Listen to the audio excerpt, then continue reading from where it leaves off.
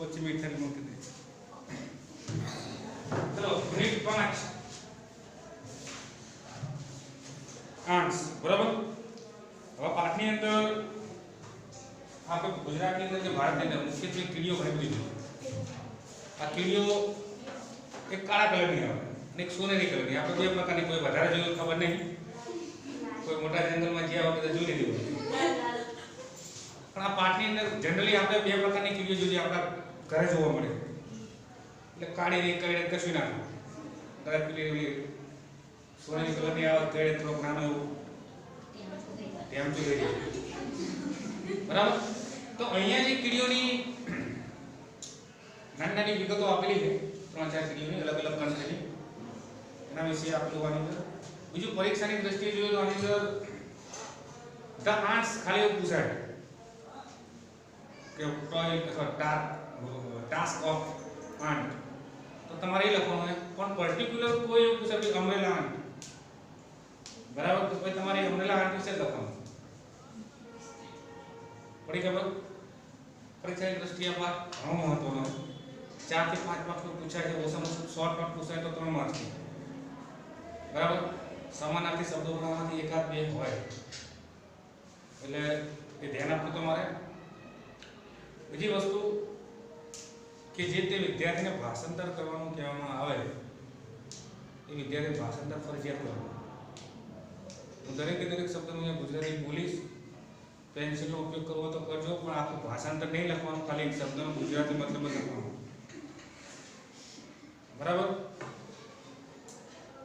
અને હું તમને એવું નહીં કહેતો જે હું બોલો એવું તમે બોલો, થોડું ઉપર નીચે હશે હું ચલાવી શકતા. કારણ કે 9મું 10મું 8મું જે હતું ત્યાં બેઠા ભાષાંતર થાય એવા વાક્યો આવતા.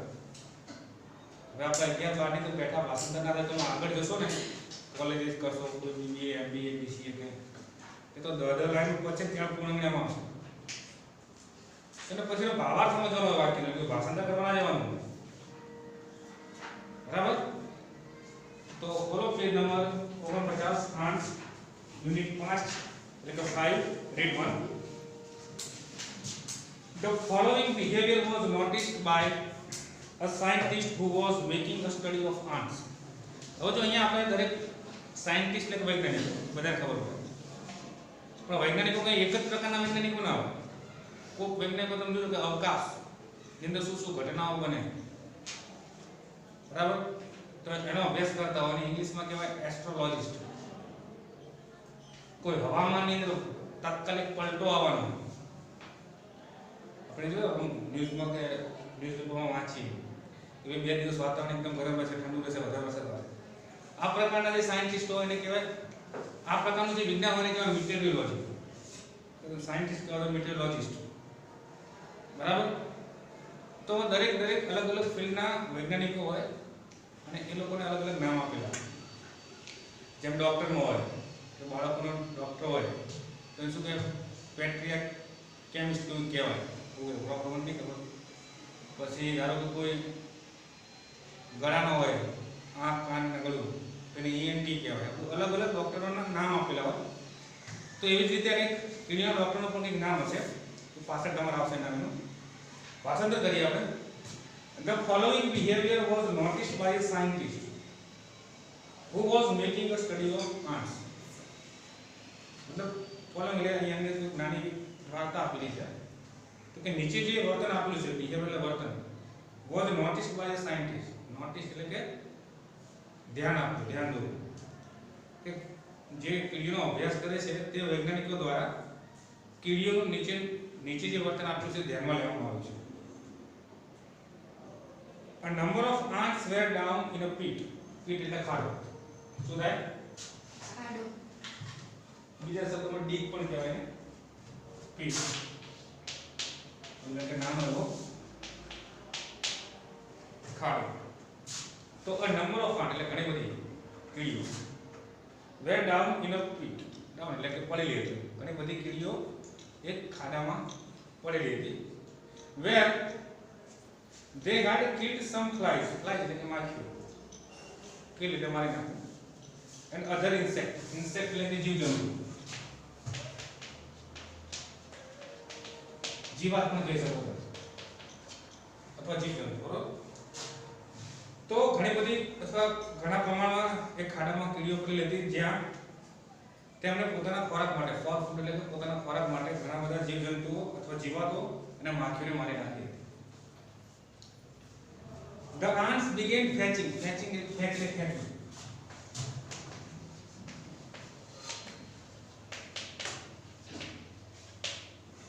બરાબર. તો the ants began fetching the small bits એટલે નાના નાના ટુકડાઓ, નાના નાના કણો. કોઈ મોટું જીવડું હોય તો શું કરે, કીડીઓ કે મકોડા હોય એક સાથે બધાના ઉપર એટેક કરે, પછી નાના નાના એના ટુકડા કરી નાખે. તો એવી રીતે the ants began fetching the small bits of these insects up to their anthill. Anthill એટલે આપણે જેમ ઘરમાં રહીએ એને આપણે હોમ કહીએ, ઇંગ્લિશમાં હાઉસ કહીએ.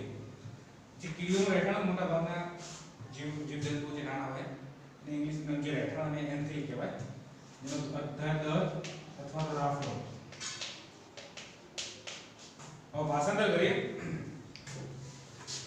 તો ants began fetching the small bits of these insects up to their anthill. मतलब કે આ જે કીડીઓ છે તે જીવાતોના નાના નાના ટુકડાઓને પોતાના દર સુધી ખેંચીને લઈ જતા હતા. આવું પણ જો આ બધું પણ જોતો તો એના જે સાયન્ટિસ્ટો અભ્યાસ કરે. This was an arduous work for them. Arduous એટલે કઠિન, તકલીફ વાળું, આફત વાળું, જેમાં આપણે વધારે પડતી તાકાત માંગી એવું. તો arduous એટલે કે કઠિન અથવા મુશ્કેલ. તો this was an arduous work for them. તેમના માટે આ કાર્ય ખૂબ જ અઘરું હતું, કઠિન હતું. arduous નો સમાનાર્થી શબ્દ તમે difficult લઈ શકો. The sides of pit were steep and the sides of the pit were steep. steep એટલે સીધું. હવે આમાં કેવું મતલબ આ ખાડો આપણે વાત કરી પેલા આ ખાડો છે એ સીધો હાલ કેવો હે એકદમ સીધો.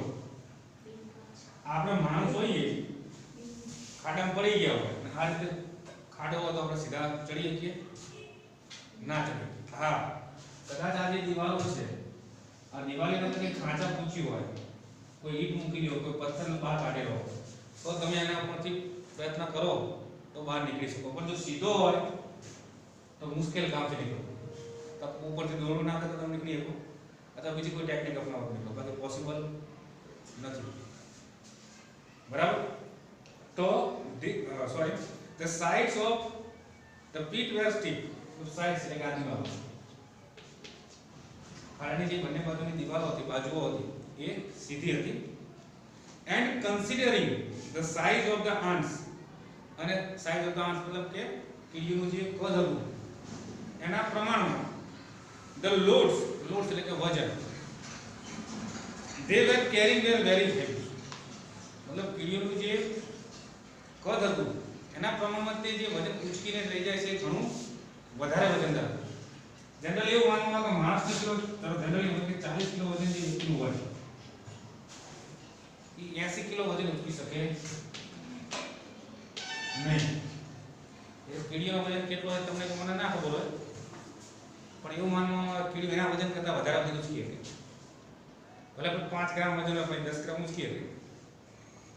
આપણો વજન 35 કે 30 કિલો હોય તો આપણે 70 કે 60 કિલો ના ઉચકીએ. તો વધારે મહેનત તો કીડીઓ જ કહેવાય ને, વધારે મજૂરી કરવા વાળી સજીવ. તો ભાષાંતર કરીએ. Considering the size of the pits were steep and considering the size of the ants, the loads they were carrying were very heavy. मतलब તેમના કદ અથવા આકારની સરખામણીમાં તે જે વજન ઉચકીને લઈ જાય છે તે વજન વધારે ભારે હોય છે. ચલો આટલું ભાષણ તો કોણ છે? થોડો લાંબો હોય એટલે આપણે એને બે ભાગમાં ડિવાઈડ કરી દઈએ. બોલો ધારા પટેલ ઊભું થવાનું. એક મિનિટ, જો આપણે કેમેરો ચાલુ હોય એટલે સ્પીડ સ્લો રાખવાની અને અવાજ થોડોક લાઉડ રાખવાનો. The following behavior was noticed by a scientist who was making a study of ants. કેટલાક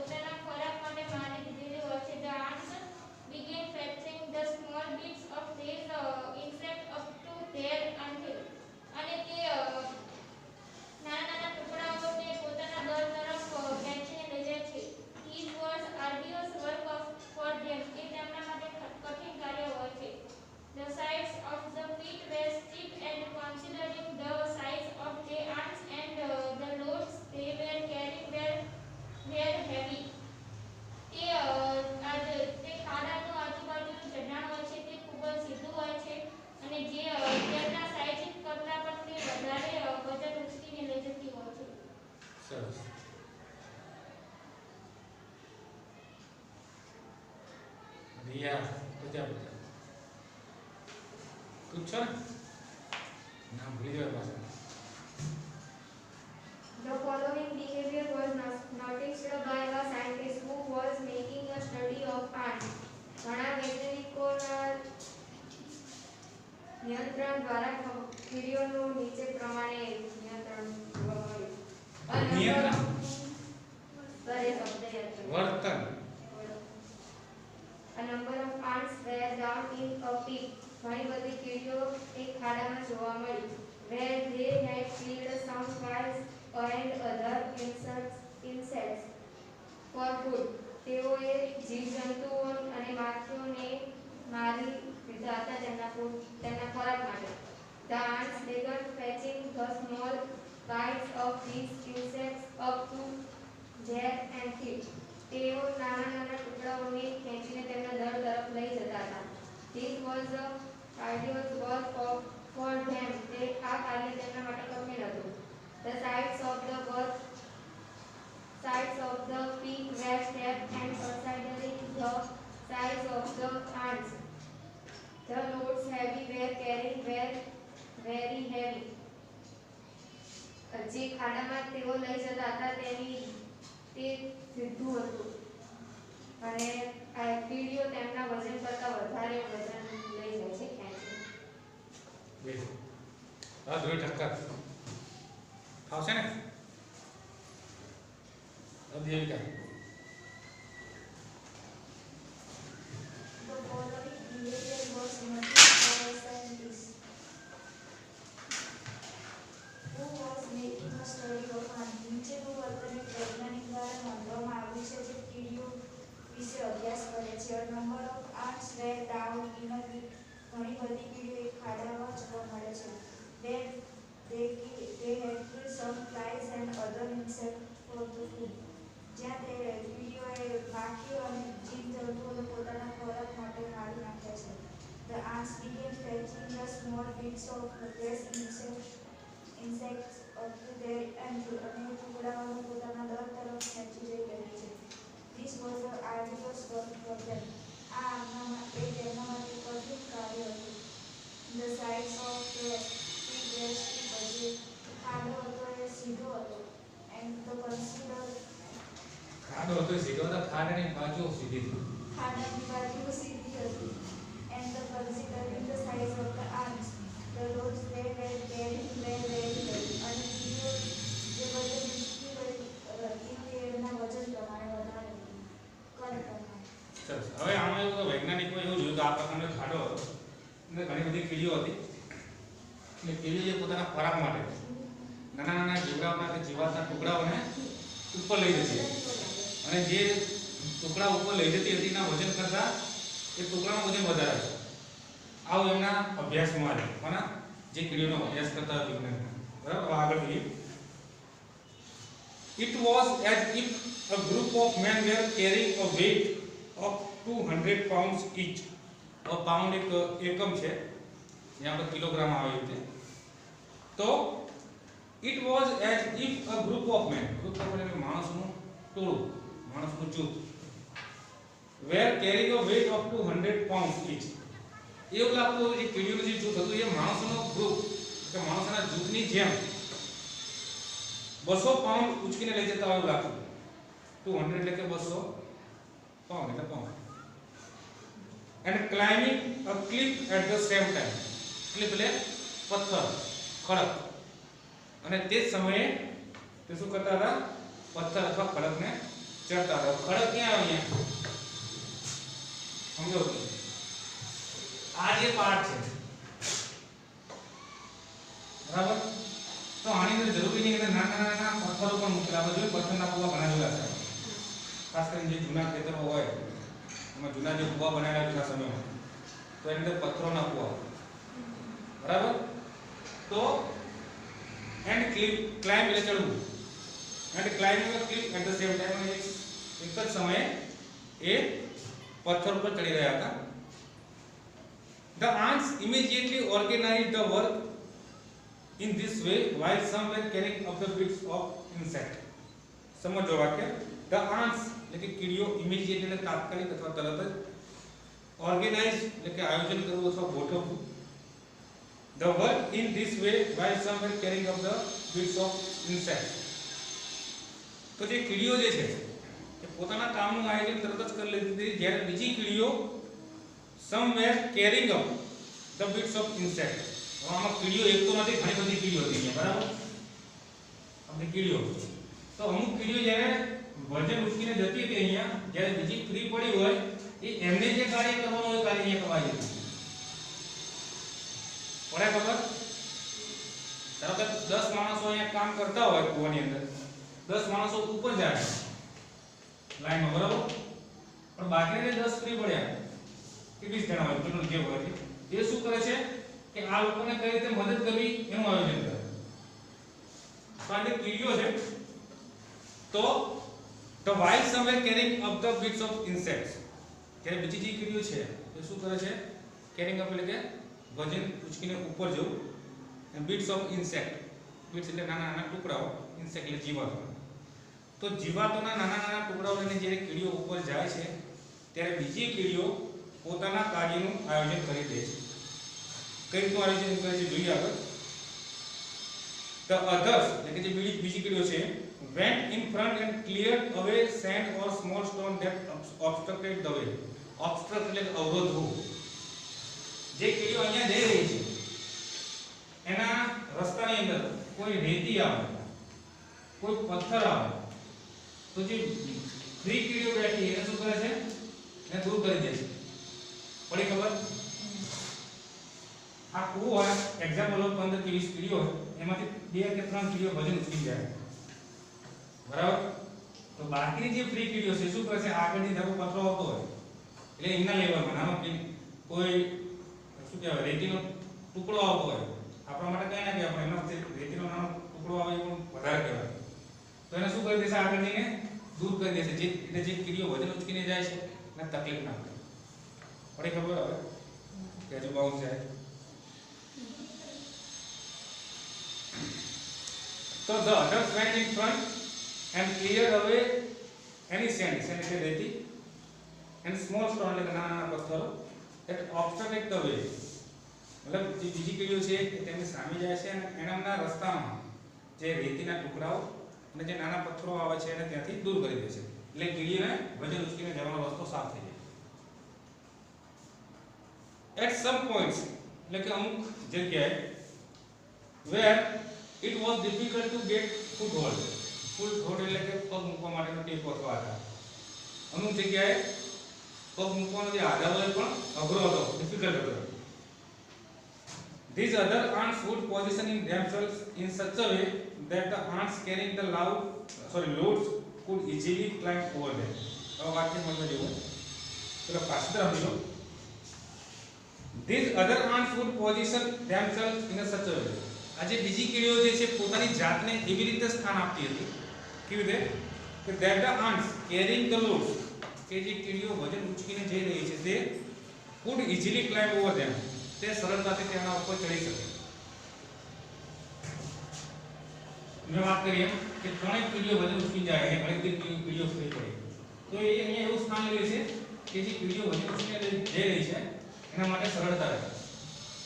આગળ વાત કરીએ કોઈ રેતીનો ટુકડો આવે, કોઈ પથ્થર આવે તો એને રસ્તામાંથી સાફ કરવું, બરાબર? અહીંયા ભાષાંતર પૂરું થાય. કોણ કરશે એટલું ભાષાંતર? બોલો, હાલો ધારા કરો. It was as if a group of men were carrying a weight of 200 pounds each and climbing a cliff at the same time. જ્યારે માણસોનું જૂથ 200 પાઉન્ડ જેટલો વજન લઈને જઈ રહ્યું એમની સાથે રીતે ટેકર ઉપર ચડતી હોય છે. The ants immediately organized the work in this way while some were carrying up the bits of insects. તો ત્યારે બીજી કીડીઓ તરત જ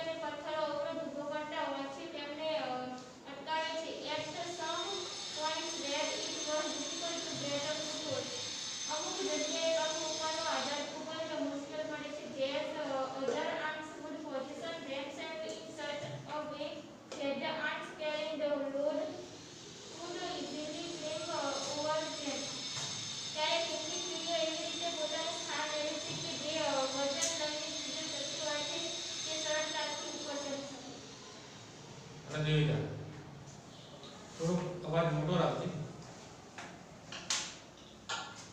It was as if a group of men were carrying a weight of 200 pounds each and climbing up a cliff at the same time. જેમ માણસો 200 pound વજન ઉચકીને જઈ તેમ કેવી રીતે કીડીઓ વજન ઉચકીને પથ્થર પર ચડતી હતી. The ants immediately organized the work in this way, right? Some were carrying up the bits of insect. કીડીઓ પોતાનું કાર્યનું આયોજન તરત જ કરી લે છે જ્યારે બીજી કીડીઓ વજન ઉચકીને જઈ રહી. The others went in front and cleared away any sand or small stone that obstructed the way. જે રસ્તામાં પથ્થર અને રેતી અને પથ્થરના જે નાના નાના ટુકડા આવે જે અવરોધક હોય એને હટાવે સાફ કરતી જાય છે. At some points where it was difficult to foothold, these other ants would position themselves in such a way that the ants carrying the loads could easily climb over them. જ્યાં હાથ પગ રાખવાનો પણ આધાર મુશ્કેલ હોય છે ત્યાં બીજી કીડીઓ એવી રીતે પોઝિશન લઈ લે છે કે બીજી કીડીઓ જે વજન ઉચકીને જતી હોય એમને સરળતા રહે. સરસ બેજો. બીજા કોઈ ભાવશે ભાષણ થાય? તમે ભાવશે રૂબી? નહીં લાવી પુસ્તક? કાલથી લાવજો. કોઈની પાસે ટેક્સ્ટ બુક ના હોય કરું અહીંયા હોય જ નહીં ઘરે. તમને ટાઈમ ટેબલ આજે આપવામાં આવે ના આપવામાં આવે તમારે ઇંગ્લિશની ટેક્સ્ટ બુક ને નોટબુક બેગમાં રાખવાની છે. બરાબર? હું આવું કે ના આવું તમારે ટેક્સ્ટ બુક ને નોટબુક તમારી બેગમાં રાખો. બરાબર? આ પેરેગ્રાફ સુધી કોઈ તકલીફ કરી ગઈ? રિદ્ધિબેન કોઈ પ્રોબ્લેમ? બધાને આવડે? તારું નામ શું છેલ્લે? પ્રિયા. પ્રિયા. અટલ શું હે? પટેલ. પ્રિયા પટેલ. બધાને? મહેન્દ્ર મહેન્દ્ર શું? કૃષ્ણ અને બુક ચમ લાવતા તમે? અમને થોડું ટાઈમ ટેબલ પણ કહું ખબર તો પડે ને કે આપણો મેઇન વિષય આપણા છે. ટાઈમ ટેબલનો મતલબ શું થાય? મારો પહેલો લેક્ચર એકાઉન્ટનો છે તો એકાઉન્ટ ઓવર આપણું કમ્પ્લીટ હોવું જોઈએ. તમારો 600 લેક્ચર તો આવવાના જ છે એવી તો ખબર હે ને? બંધ કરી નાખવાનું. સ્ટોપ કરી નાખવાનું.